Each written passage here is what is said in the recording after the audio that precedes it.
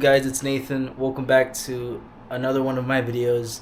And in today's video, as you'll see from the title, the Jeep is going to get re-geared to 538s, which is exciting because it's not going to struggle anymore on the 37 since it's still on stock gears.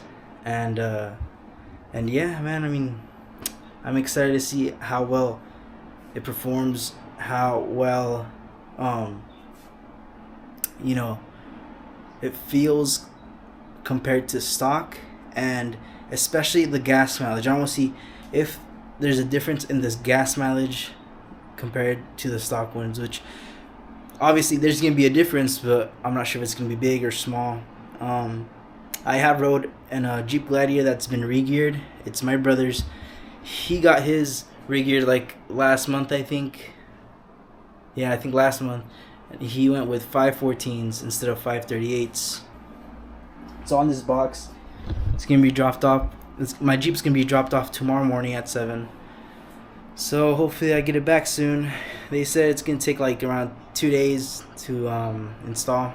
So yeah, I'm excited to get it back and see how it feels. Because my brother's Jeep, it feels like totally different from mine. You know, it doesn't struggle. You know, I mean, it kind of struggles, on takeoff with mine. With his, it just smooth, and he gets to see 8th gear more than me. So, man, it's just been 6th or 7th. I barely see 8th gear on mine, especially around where I live. It's a little bit hilly, but yeah, I'm excited. Next time I pick up the camera, it's either me picking up the Jeep or dropping it off. What's up, guys? So I'm a little bit frustrated.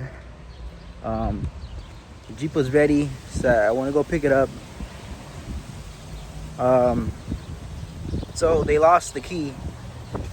They lost my keys. I guess they think left it in front of the windshield, and they drove off for a test drive. Fell somewhere. Couldn't find it. So I got there. They said they called the locksmith. Locksmith came, reprogrammed me a key, what I thought was going to be an original key, like the one they lost.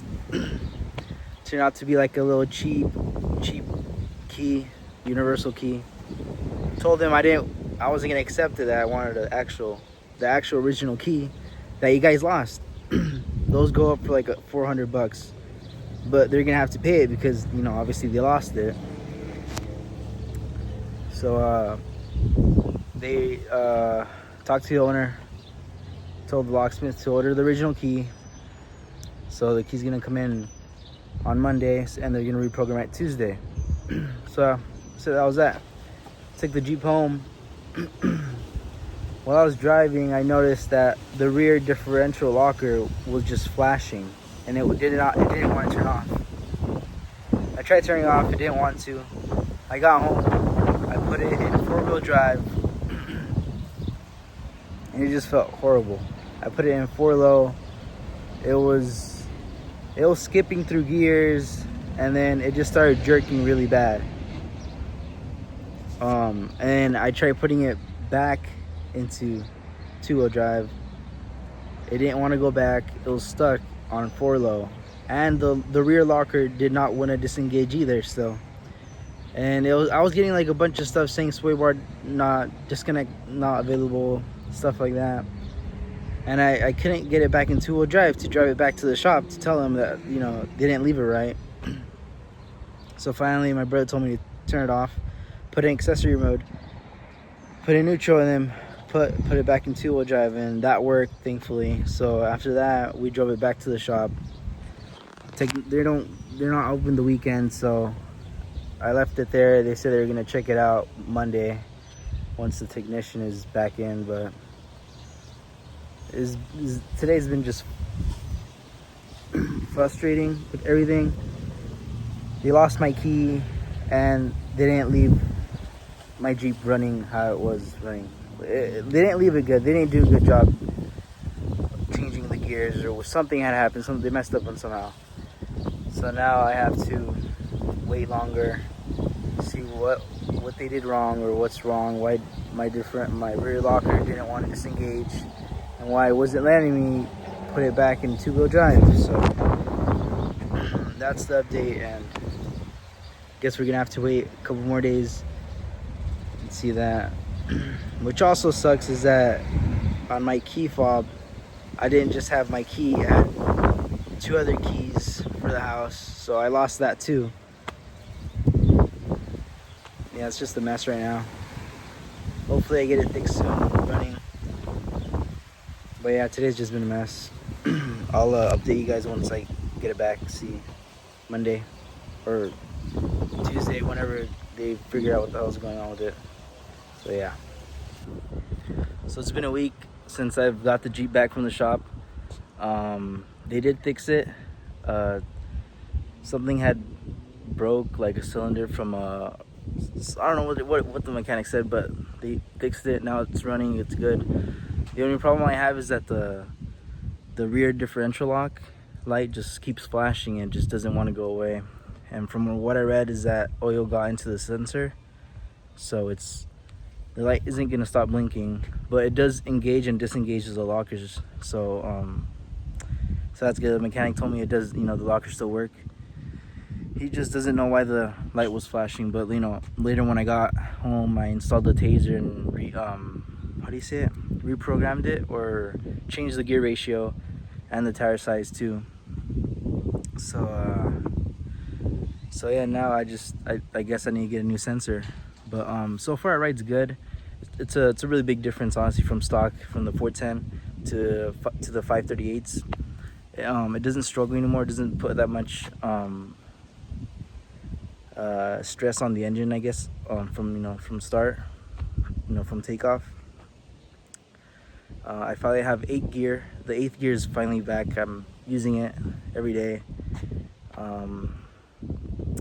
It does, since it is 538s, it does rev a lot higher in the when you're going more than 80.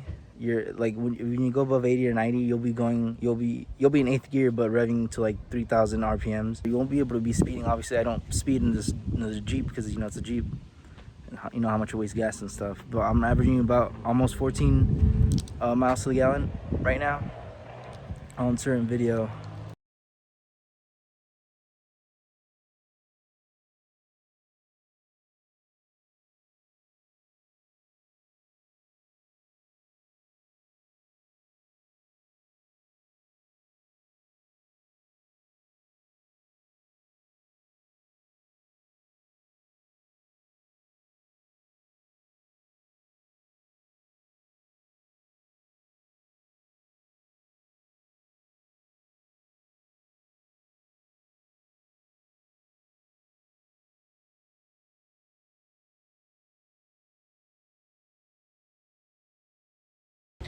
So I was saying, above 80, it's gonna be the RPMs are gonna be more like to like 3,000.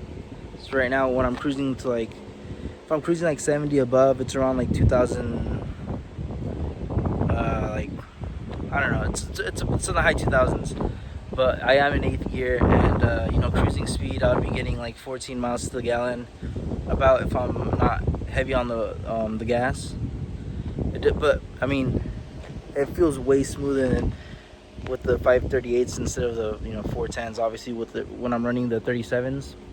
But once these go out, the tread goes down. I do want to get 40s, but I'm not sure if I'll be able to run 40s, since I think I'm like on a 2-inch lift, so I'm not sure if I'm a rub or not. So that's one thing I gotta test out. My brother he has like a 3-inch lift on his Jeep, and he's gonna install some 40s in the future as well. So I'm gonna see how that pans out for him. As you can see, I do have the front fenders cut. The rear fenders aren't cut yet, but I do want to cut those too.